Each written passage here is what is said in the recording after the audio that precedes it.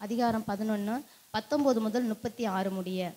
நான் ஒட்ட வைக்கப்படுவதற்கு அந்த கிளைகள் முறித்து போடப்பட்டதென்று சொல்கிறாயே.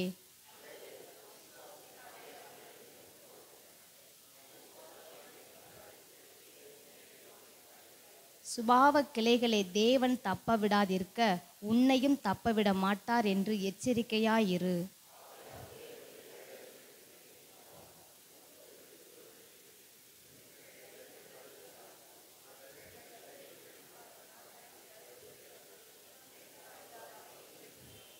அன்றியும் அவர்கள் அவிசுவாசத்திலே நிலைத்திராதிருந்தால் அவர்களும் ஒட்ட வைக்கப்படுவார்கள். அவர்களை மறுபடியும் ஒட்ட வைக்கிறதற்கு தேவன் வல்லவராய் இருக்கிறாரே.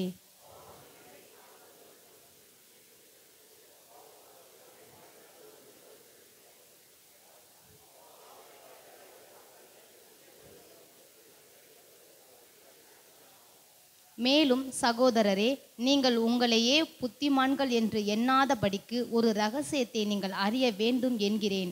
அது என்னவெனில், புறஜாதியாருடைய நிறைவு உண்டாகும் வரைக்கும் இஸ்ரவேலரில் ஒரு பங்குக்கு கடினமான மனதுண்டாயிருக்கும்.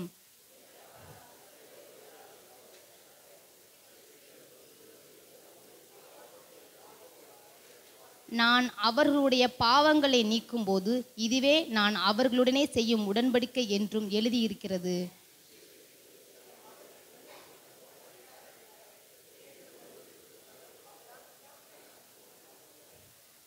தேவனுடைய கிருபை வரங்களும் அவர்களை அழைத்த அழைப்பு மாறாதவைகளே.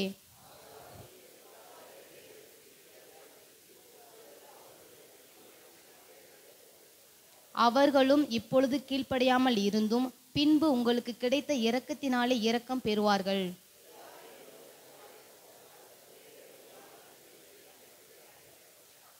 தேவனுடைய ஐஸ்வர்யம், ஞானம், அறிவு என்பவைகளின் ஆழம் எவ்வளவாய் இருக்கிறது! அவருடைய நியாய தீர்ப்புகள் அளவிடப்படாதவைகள், அவருடைய வழிகள் ஆராயப்படாதவைகள்.